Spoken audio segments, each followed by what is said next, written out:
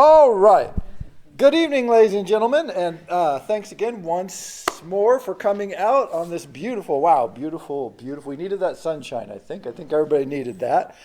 A couple of quick announcements. One, the Life Philosophical class is sold out. So first, thanks to everybody who signed up from all over the world, actually, so that's very amazing. And two, if someone was interested in signing up, email me, contact me on the website, and I can put you on a waiting list, or we'll see what happens. But right now, all sold out, which is kind of incredible. And two, coming up March 7th and 9th, I'm doing an evening of North Indian classical music, the Hindustani tradition of Indian classical music. On the 7th, we'll be in Seattle, Bellevue actually, at the Baha'i Center. And on Monday the 9th, we'll be at Centrum at the Wheeler Theater. We're partnering with Centrum and the Seattle Tabla Institute. And this is really a remarkable program put together by Centrum and the Seattle Tabla Institute with Shrivani Jade and Tavari and Ravi Albright. These are world-class musicians, unbelievable. And so this evening, we're going to be able to explore, experience, hear this great world tradition that I think is too little known about. And so it'll be a chance to both understand it. We'll talk about, we'll do some exercises, interactive, and then to hear what we've learned in action as we listen to what are truly just amazing world-class musicians. Srivani right now is touring India, and she's not playing towns the size of Port Townsend. Let me just put it that way. So, it's a rare opportunity. So, yeah, check that out. It'll be the 7th. We'll be in Bellevue at the Baha'i Center, and that information is on the Seattle Tabla Institute's website. And then on March 9th, here at the Wheeler Theater. And there are a few after the event. Rob Centrum has organized a dinner where you actually all go out and you can sit with the musicians and talk to them. And so there's a few of those left as well. And you can go to the Centrum website and check that all out. But I think it's, I don't know, 6:30-ish? 5:30 then. Whatever it says, 5:30. Thank you. Yes. Forced busing. No, I'm a huge long-term fan of Indian classical music in general, and I was introduced to it by Ustad Ali Akbar Khan, which is a good way to be introduced to it, by the way. And so, yeah, I'm going to talk about that a little bit in the evening, and that's sort of my goal is as a bridge between the sort of two worlds.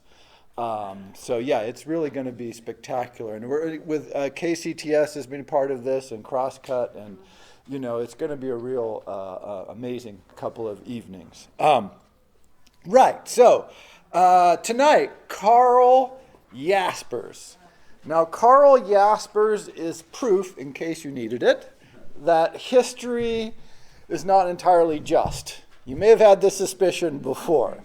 But if you weren't sure about that, Karl Jaspers demonstrates this because probably most people, unless you're really dedicated to philosophy, have not heard of Karl Jaspers, or little heard, maybe heard a rumor that he existed or something.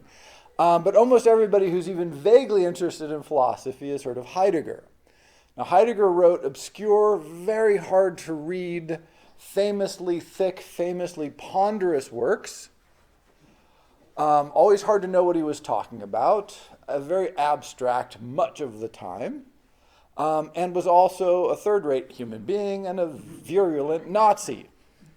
Jaspers, his exact contemporary, was a wonderful, amazing, decent human being who spent his life trying to be a good human being. In fact, one of his biographies is called Explorations in Truth. And it's like this, he really was trying to find out, how to live a good and decent life.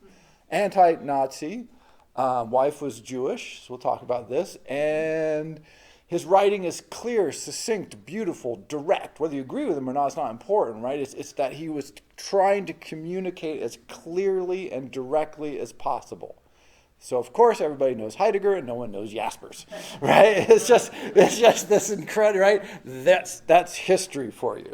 So, born 1883, died 1969.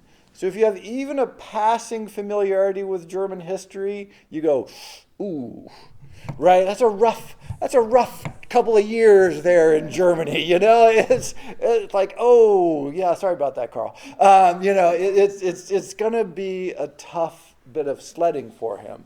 It was particularly difficult for Jaspers in some ways because his entire life he was anti-authoritarian. And if you want to be anti-authoritarian, at least you have clarity in Germany during these years because you know what you're against. And this started, he was raised, his parents were very progressive. They were well-ish, off moderately upper class, but they really believed in giving him a fair bit of latitude. They were very interested in the arts, also nature. He spent a lot of time out in nature when he was young. But he was at the standard German, if you were the upper middle class children, you went to the gymnasium. And the one that he went to had the school headmaster says, we're going to segregate everybody into 3 groups. And, the top group, I forget what they were called, but it was all the sons of the wealthy. And Jaspers belonged to that group. And then there was the sons of, and it's all sons, by the way, sons of the sort of working middle class. And then it was the sons of the upper lower class that had somehow managed to get their children into school. And Jaspers would have nothing to do with this. He said, I don't want to join any of these groups. And they're like, no, you're not allowed to not join one of these groups. And so he spent like a whole lot of time arguing, convincing, and making sure that he did not have to be a member of one of those groups. And eventually the headmaster made him a group of 1.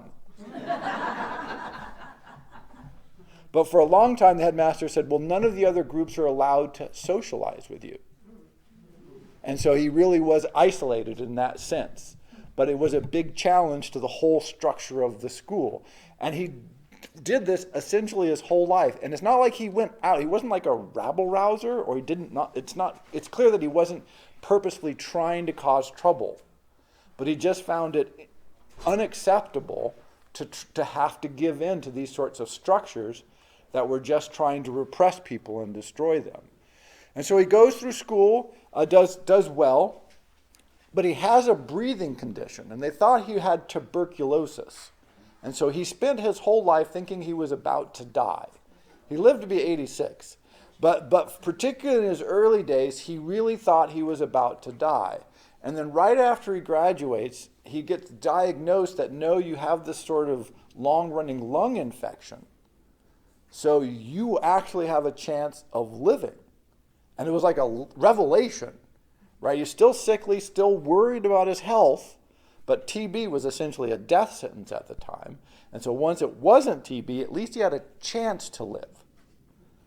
But he was so sickly and had such problems breathing that when he got married and he fell in love with a woman who was his wife, they were great marriage, great partners for 60 years, bless you. And but her parents, who were prominent Jewish family, said, our daughter cannot marry you unless your parents agree to make her your inheritor, because they were so worried he was going to die.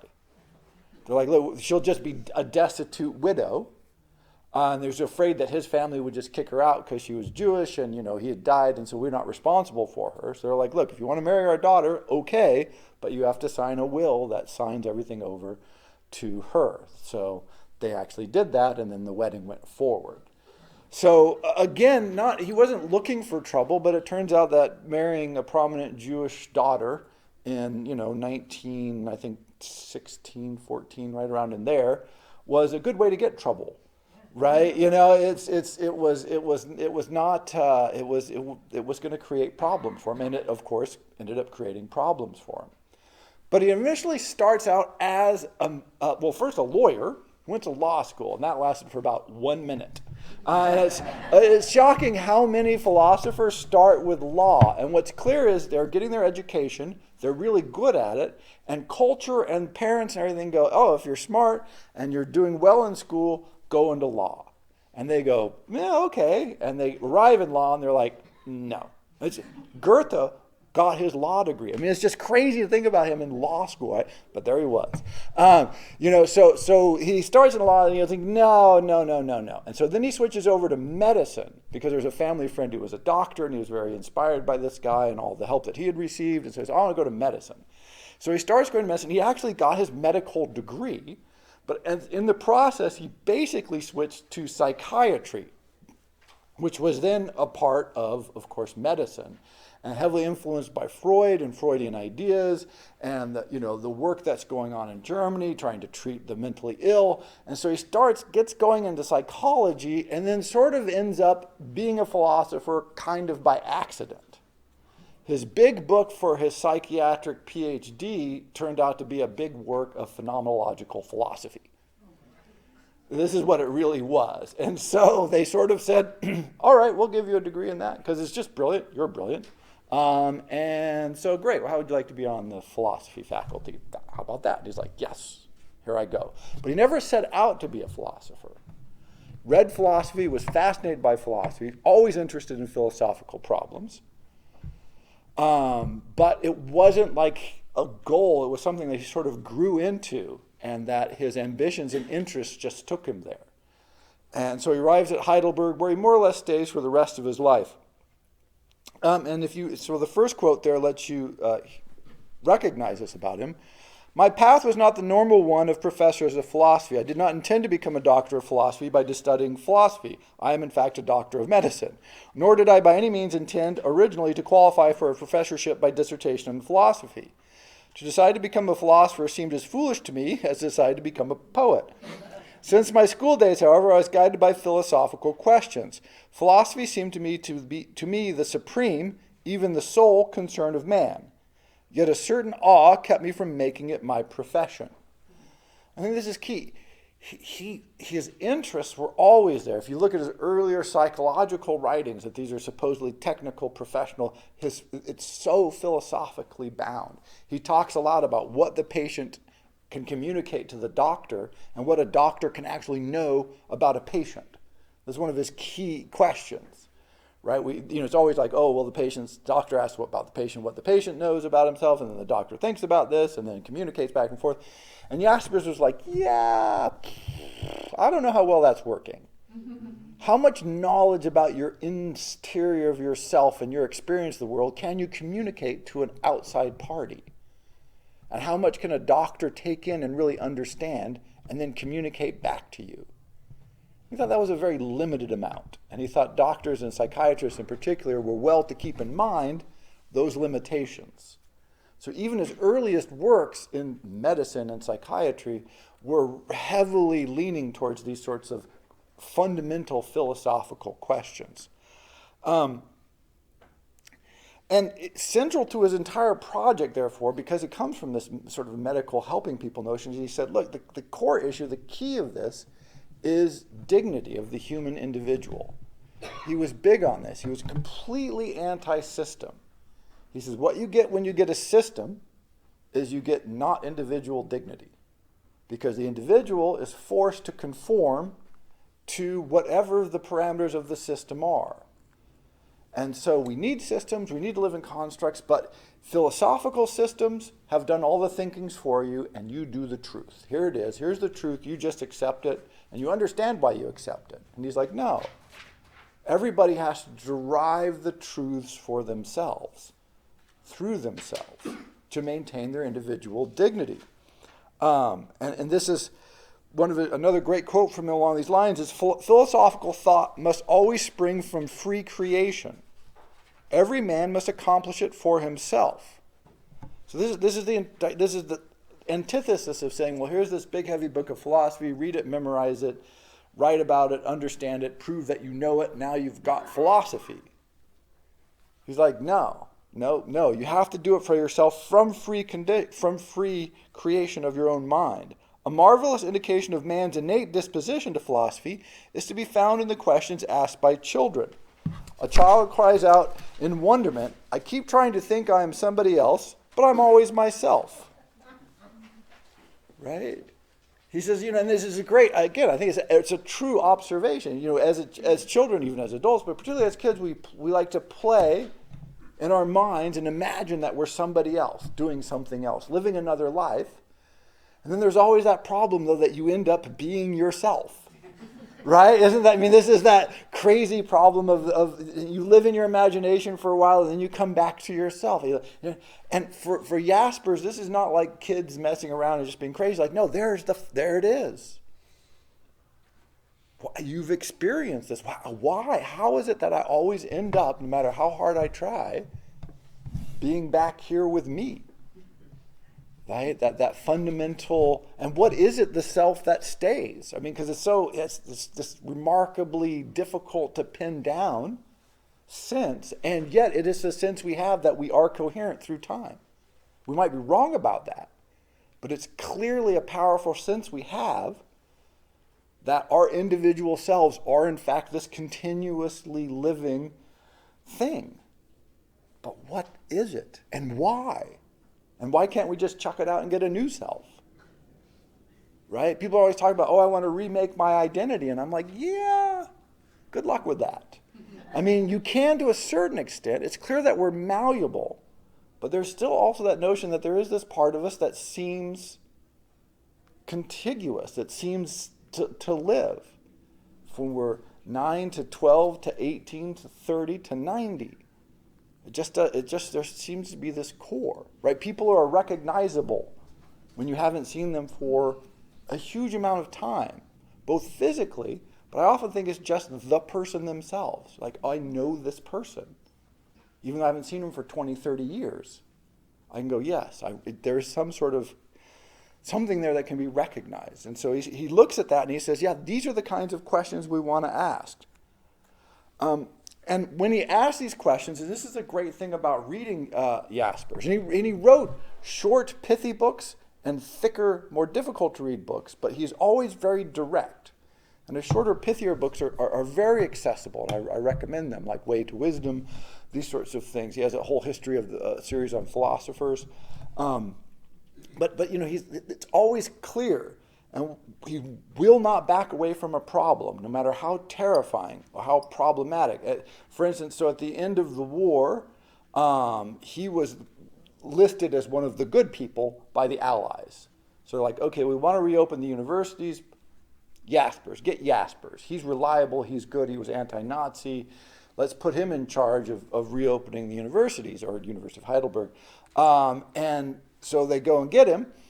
And say, okay, give a speech or something. And so right after the war is just over, he stands up and says, well, we're all here because when our friends and neighbors and our Jewish shopkeepers were being killed, we didn't go out and fight to the death for them. So there you go. And you're like, wow, right out the gates. Right? He's not, and he says that he's not saying that makes us wrong. This is the thing. That may have been the right mode. It may have been pointless to do that, but we have to acknowledge that's why we're here. Right? We're alive because we didn't die. And the reason we didn't die is because we didn't go out there and try to do something. So let's not be confused. So he had this just willingness to just face things.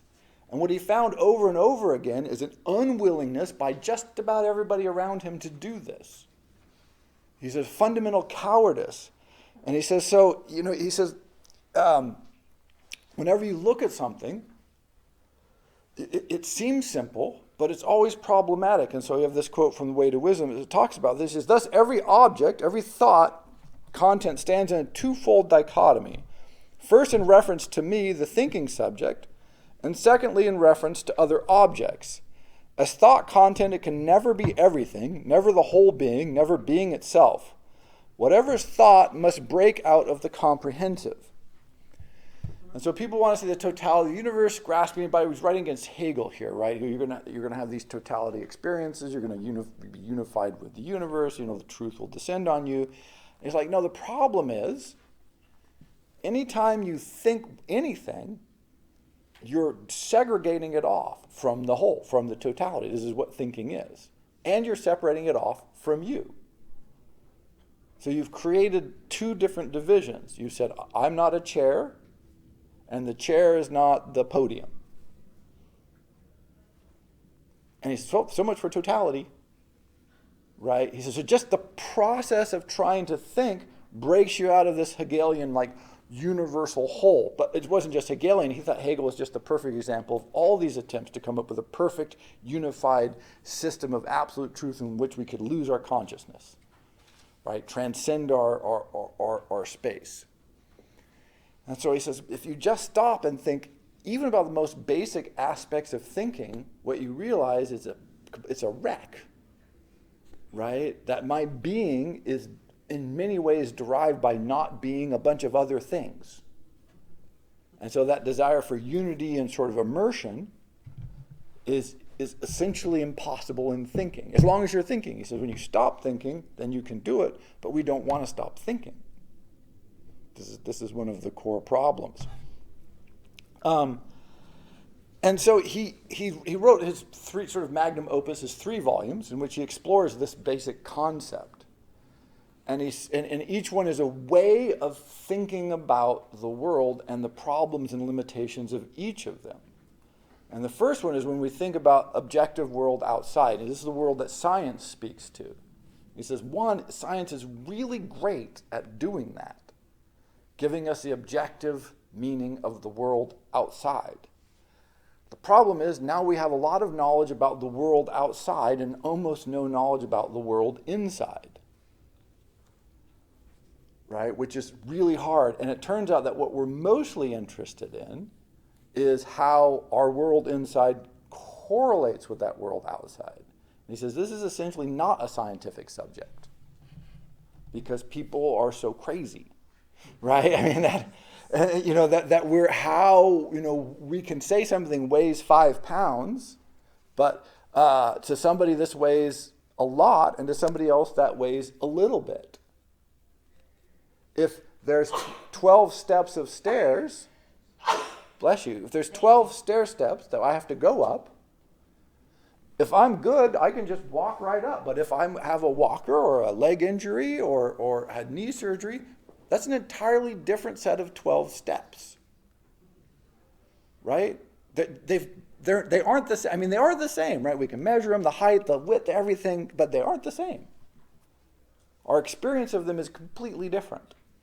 And so that's how we have to conceptualize the world. And so measuring, he's not anti-science, in fact, he's very pro-science, medical background, but he's very cognizant of the limits of this kind of thinking. And then the second book is on the internal, external, the human, grossly oversimplifying, of course, because they're all thick tomes. And then the third book, which I always find perhaps the most fascinating, is he's interested in transcendence. Because he says it's clear, we might call it, I mean, it's hard to translate the words, of course, because we might call it the ineffable. He says we do have these experiences that sort of are beyond our capacity to articulate them in language or clear thinking. And he says, but you can't say they don't exist because we so clearly have them. And so he spends a lot of time thinking about how we relate to these kinds of experiences. The kinds of encounters you can have with music, where he says these is where a lot of religious ideas come from, or this is where art comes from, these sorts of experiences that you can't articulate, but you can experience them. And so what do you do with that? So he's got a whole big fat volume on thinking about that. But what each of these volumes tries to do is put the person, the individual person, into a place where they're interacting with the world. And then how do you think about that? Particularly, how do you think about that and maintain the dignity of the human being? There's always a core of his drive. He says, the individual, coherent, dignified person. Right? And any time, like if science says, oh, we know everything about a people are just mechanistic, he's like, A, that's not true. B, that's demeaning to man. He would rather get rid of science than get rid of the human as not a mechanism. He thinks the dignity of man is more important than anything. And through his whole career, and you can see this, again, another quote here, the independence of man is rejected by all totalitarianism, by the totalitarian religion, which claims exclusive truth, as well as by the totalitarian state, which, melting down all humanity into material for its edifice of power, leaves no room for individuality and even controls leisure activities in accordance with an ideological line. Today, independence seems to be silently disappearing beneath the inundation of life by the typical, the habitual, the unquestioned commonplace. But to philosophize is to fight for our inner independence under all conditions. Right? The freedom to think inside in your own way, to be in your own way, to not be forced to be habituated into patterns of behavior that don't originate from you. So this is philosophy. That to him, this is the core of it. And the problem with all kinds of totalitarianism, which he lived with a lot, is that's what it can't have. It has to strip away your individuality. It has to make everybody into groups. The groups aren't individuals, and then nobody cares what happens to groups. It's Stalin's brilliant quip that one death is a tragedy, a million deaths is a statistic. Right? We can't, right? We can care about one individual person that we know and can understand. A million people is just a number. Makes no difference. And so the Jaspers is like trying to make a million individuals. How do you come up with a system and a philosophy that allows a million individuals to come up to the million answers? And so a great example of this, he mentions God there. He was sort of religious, but again, like Kant, he was religious in a way that nobody found convincing. Right? Nobody understood what he meant by being religious. He's like, well, everybody thought that he was on their side, and then when he would write something, or they would write something that included him, and he'd be like, no, don't count me in that. No, not having it. But what he said is like, look, you can't believe in one religion because there's so many religions. And to believe that you have the right religion would just be mental totalitarian. You also can't, he says, Kant conclusively proves that you can't prove there is a God. And he also conclusively proves that you can't prove there's not a God. And so the question then becomes, is how someone understands themselves in relationship to the question. So it's how do you place yourself in relationship to the question of whether or not you believe in something that can't be demonstrated in any direction. See, that's not that helpful, right? I mean, on one hand, it's not that helpful because it just poses an unanswered question as a relation to your thinking that is the core of your ideal. And he says, what we always want to do is we want an answer. We want a question, and then we want an answer.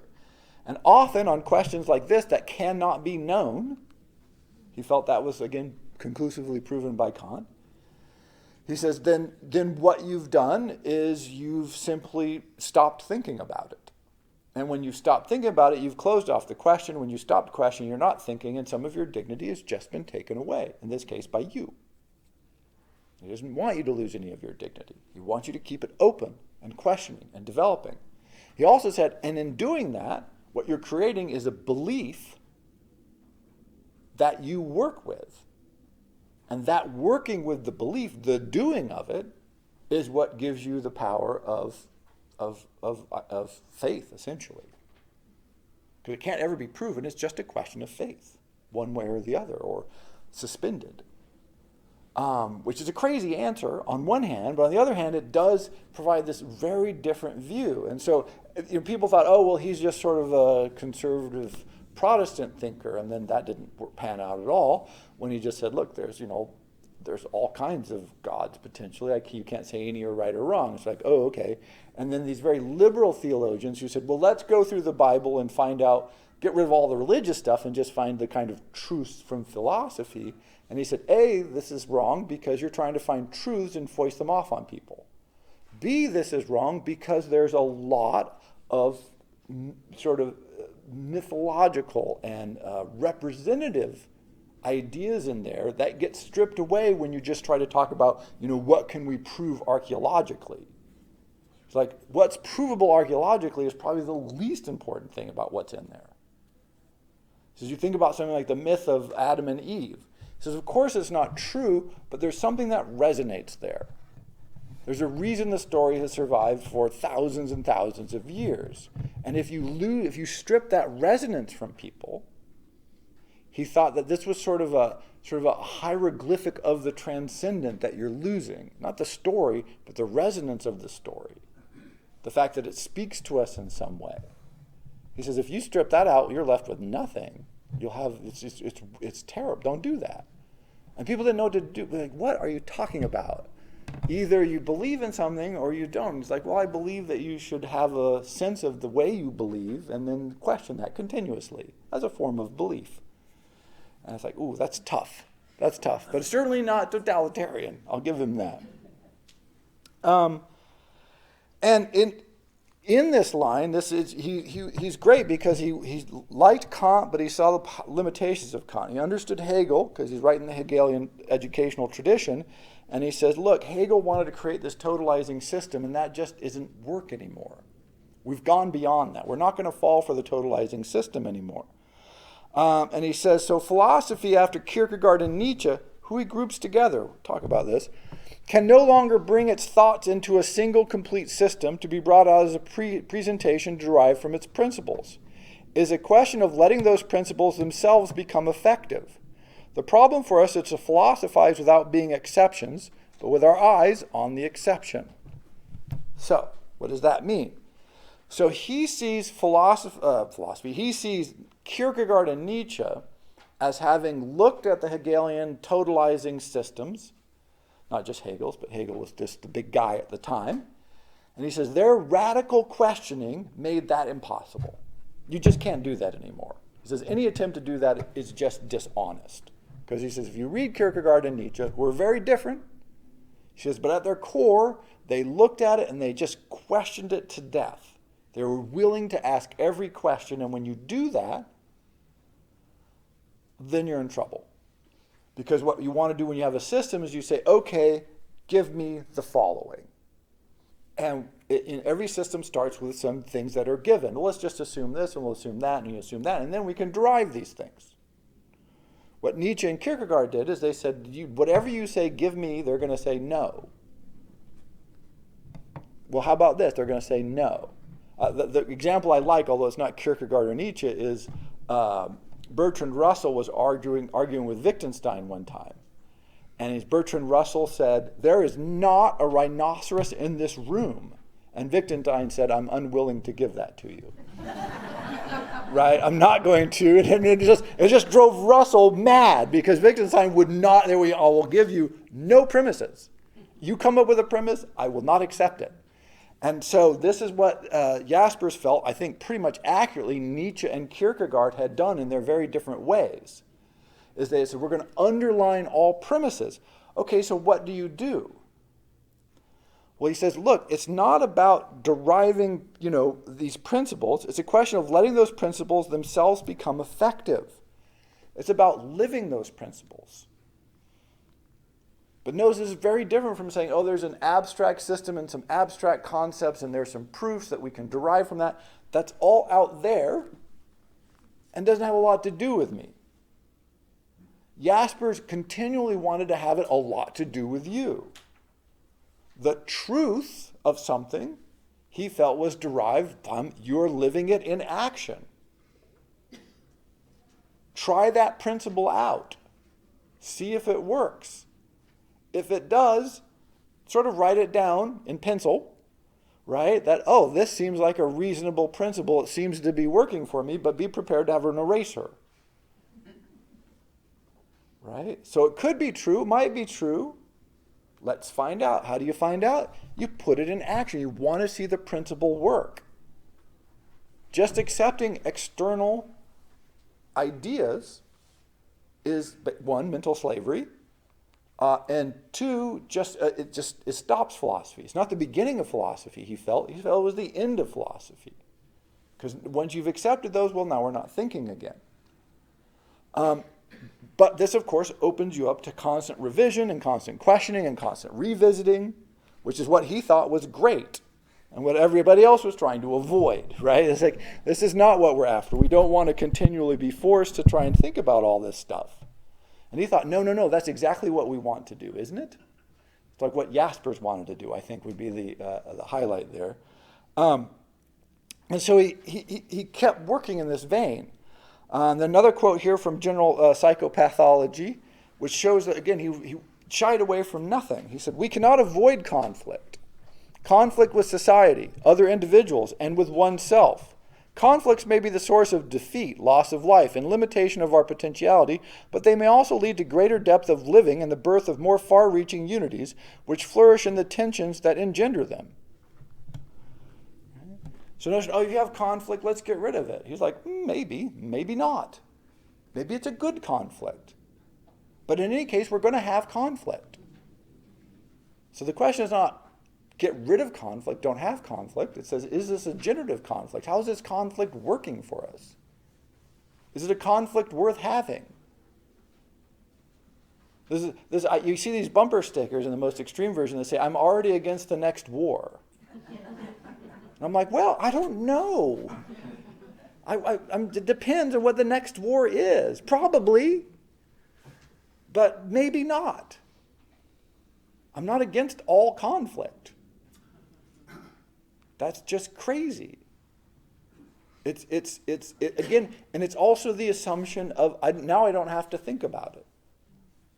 Now I don't. It's all bad. It's always wrong. It's always yeah, sure. That's clarifying, but also gross oversimplification and suggests that you've never read one page of world history, right? I mean, it's just like sometimes it's really good to fight. Because bad shit happens if you don't, and which is, by the way, not incidental. He thought that reading history was the great method of thinking. He said, if you read history, you see the greatness and the folly of man, and that is us. We are they. And so if you want to know about yourself and know about your world, read history, because you see greatness and you see greatness crushed. You see folly and you see remarkable achievements. And to try and say, well, this is good and that's bad, he says, that's just, you've stopped thinking again. And it seems easier, right, at a remove of 1,000 years to look at the Roman Empire. But if we lived in the Roman Empire, I just can't imagine what the news would be, right? It would be I don't think we could tolerate it. So it's very different. And so it's like to have that distance and that perspective and to be able to review the possibilities of mankind, which is to say the possibilities of ourselves, is extraordinary. And so his early career, because he starts medical, psychological, he had a very heavy emphasis on the internal and on the individual. By the time he comes out of World War II, and not least because Hannah Arendt was one of his students and then later really sort of helped him think his way into a larger conception of the universe, he comes out of the war and starts going, the individual lives in a community, and we've got to figure that out as well. And so his thinking evolves on all kinds of fronts. It's just extraordinary the degree to which he, same concepts, human dignity, but he starts turning it out and going, well, if we're going to have this dignity of the individual, how do we sustain it in communities? How do we make those communities effective? How do those communities defend themselves? How do those communities enrich themselves? Right? If everything we believe in is not going to be crushed, what do you do? And remember, again, these crazy years that he lived, so you see World War I, which was sort of very vexed. World War II, pretty clear, but awful. Then the Cold War, which we sort of forget on our side. If you're in West Germany where he was, the Soviets are just everywhere.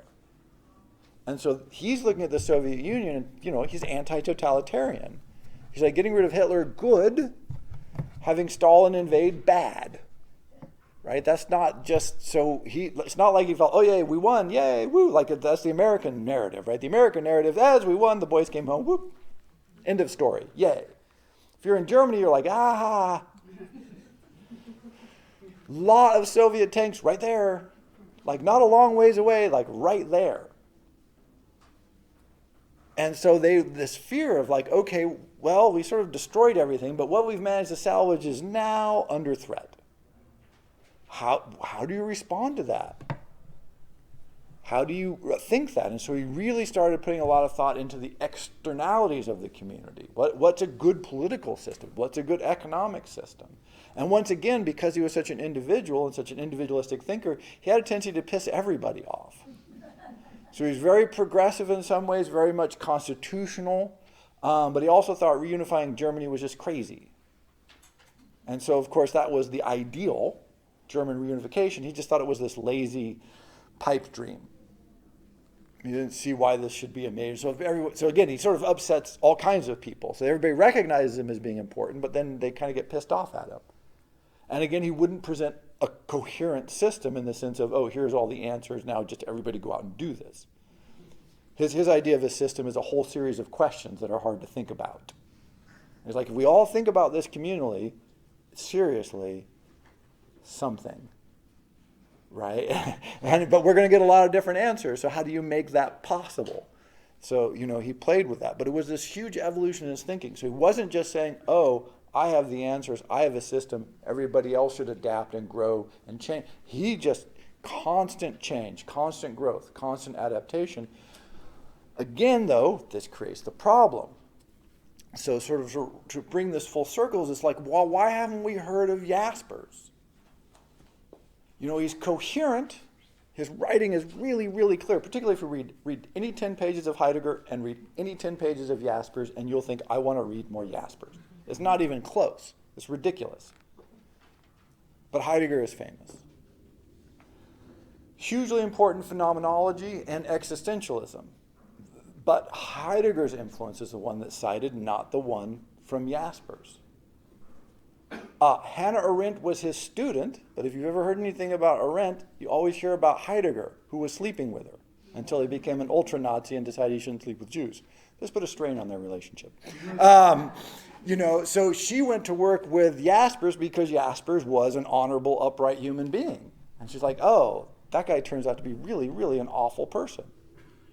And I think I want to be with a good person. But now you hear about Heidegger, you don't hear about Jaspers. Jaspers learned from Arendt his entire life. They were in constant correspondence. They had a voluminous intellectual exchange that went on for decades. And you don't hear about that.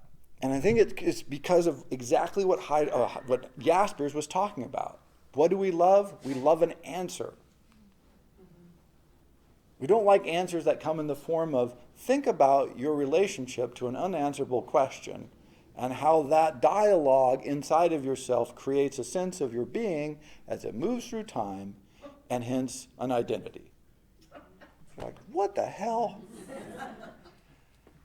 That is not an answer to the question of is there or is there not a God, right? It's frustrating. And so, one, his refusal to just give answers. Two, his refusal to adopt a system. If he had said, okay, I'm an existential phenomenologist, and I'm going to found a school, I'm going to have all my students write in that tradition, and I'm going to publish a whole series of books in that tradition, he would be world famous. There's no question about it. But he didn't want to do that. He wanted all of his graduate students to work on their ideas, even when he disagreed with them. He wanted them to be really good at doing the arguments that he didn't like. That was his goal. This is why Arendt comes out of his classes, his overseeing of her dissertation work, very in a position to then argue him into new positions. He created sort of the person who could then help create him, move him to the next level. If he had just said, look, here's my system, you adopt it, you write about it, she would just be a drone. Not that Arendt was going to be a drone, by the way. That would be the goal. He never did that. And so his students produced crazy diversity of work. And he produced crazy diversity of work. And his tomes are so friendly and accessible. And it's hard to make an exclusive claim to Jaspers' works and say, oh, well, you really need this high-level technical education, and you need this incredible, phenomenal level of German and all this. But you don't, because he says stuff like, look, kids.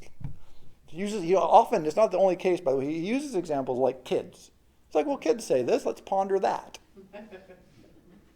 Right? He's often not, he has lots of medical knowledge, he brings it in, but he's always couched in this very simple, not simple, but very direct and clear fashion, even complex ideas. So that doesn't make him very friendly to academics.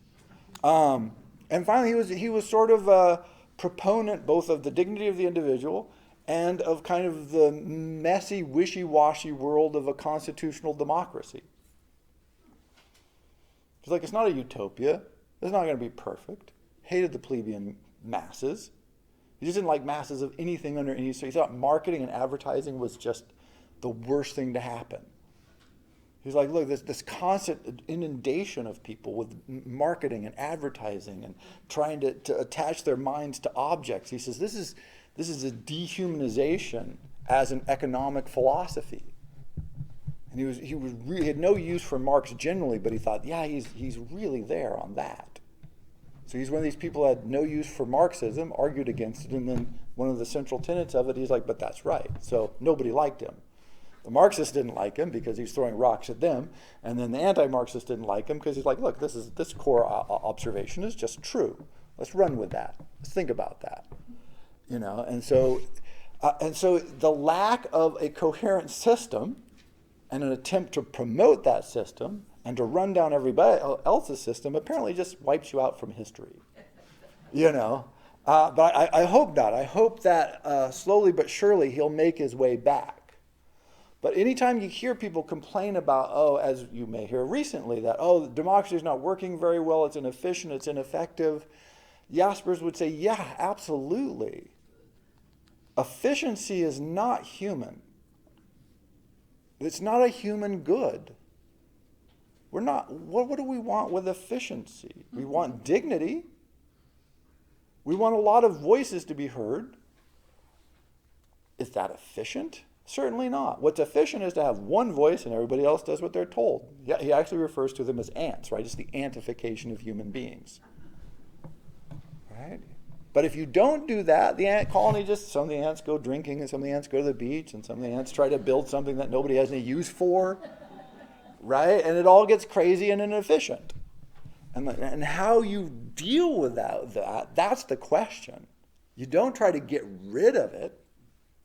You don't try to say, let's make this perfect, fluid, effortless system that just works with flaws. He's like, no, it's a dream. It's never going to happen. And B, it's not. It undermines the human capacity for creation, experimentation, philosophizing, having a free mind.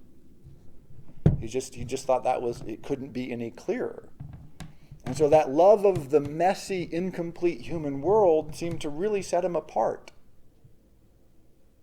And finally, much of the existentialist philosophy that comes down to us from Sartre and Beauvoir, etc., Heidegger, comes in the version of it's a problem, right? It's depressing, it's sad, it's hopeless. And Jaspers just kept saying, life is great. Being human and being creative and alive, what a wonderful thing, what a wonderful opportunity. We don't want to squander it. That's from a man who always thought he was about to die. He says, this living business is really good. It's a great thing. There's lots to do. It's not awful and horrible and depressing. It's wonderful and should be embraced and celebrated. And to a certain degree, I just think that pose is almost unacceptable. Right? That sort of tone of his work is just like, well, we can't have that. Right? For the example, if you ever taken any philosophy courses, you probably run into there's a drunk laying on a train track, and there's a train headed for him, and you have to pull a lever. If you pull the lever, then the train will go off the tracks. No, the train's going to go off the tracks. If you pull a lever, it won't go off the tracks, and everybody on board will be saved, but you're going to run over the drunk on the rails. If you do pull the lever, then, you're going to keep it on the tracks and all this, right? And Jaspers, well, okay, that's fine as ethical, but really, why so terrible? He says more of the tenor of his thinking is, okay, so you're in an ice cream store, and there's 32 flavors, and you've narrowed it down to 6. How does one make the final junction? How does we make that leap to the one? Or do you order 3? Or do you just order all 6? Right? That is to him, so for just the tenor of so many of his examples and ideas is life is a selection of ice creams, not a drunk laying on a railroad track about to get run over by a train. And somehow that just seems wrong, right? That we're not allowed to think that way. But I think I would like to encourage us to think that way, because I think it's hugely important. And a person who continued this sort of thinking and exploration of this, oh, by the way, and he lived in this amazingly horrible time, right? So he spent his war years, he was removed from the university, wasn't allowed to teach, wasn't allowed to publish. His wife was Jewish, prominent Jewish family, so it's not like she was secretly Jewish. She was well known to be Jewish. And so she was always in danger if at any moment she was going to be taken off, or both of them, because it was actually a crime to be married now. He was smuggling, helping people get out of Germany. They were going to leave, but then they got trapped after, I forget the date, when they basically closed Germany off. And he says, now we're in a prison. The whole state is a prison camp. And yet, he still was like, we have this freedom of thought. We have these capacities. We could use them. To not use them undermines the inherent dignity of man, the inherent dignity of us. And that sort of tenor, that message, that core idea, again, runs counter a lot to what I think just as a tone, as a flavor. But he imparted it to the next philosopher I want to talk about, which is Hannah Arendt, because I think she's often misunderstood, in part because she's so closely associated with Heidegger. And it's just sort of like, she was with Heidegger, but then she shifted to Jaspers. And it was Jaspers for the rest of her life, not Heidegger, who had just sort of went off the rails with the Nazi business and other problems. And so it's just odd that association is so powerful when in fact she really did something else entirely. So if you want to think about or read something, Karl Jaspers, in philosophy, phenomenology, just thinking generally, I really recommend Jaspers. It's hard to recommend Kant, because holy shit. I mean, really? And Hegel, same problem. I mean, there's just some shorter pieces by Hegel you can sort of get your mind around. Schopenhauer, yes, great short essays. World is Will and Idea, you hold that off. But World is Will and Idea, excellent. I mean, his short essays, very nice. You can get your mind around it. Jaspers, he's got stuff there. Very clear, short chapters, short essays, short articles. He was on TV a lot. There's videos of him on YouTube, by the way, with subtitles of seeing him interviewed. And he has you can hear him breathe. You can hear his breathing problems. But you also see an incredibly coherent, articulate man. It's like a voice from another universe, basically, because you realize he was raised in a world that's lost now, and that they're videotaping him in Germany in 1950s and 60s, but he was really not from then, right? He was from a previous century, essentially. And so it's this amazing voice from the past. So definitely, if you're interested at all, I would say check out Karl Jaspers, because he's a great and uplifting philosopher, if nothing else. Thank you very much.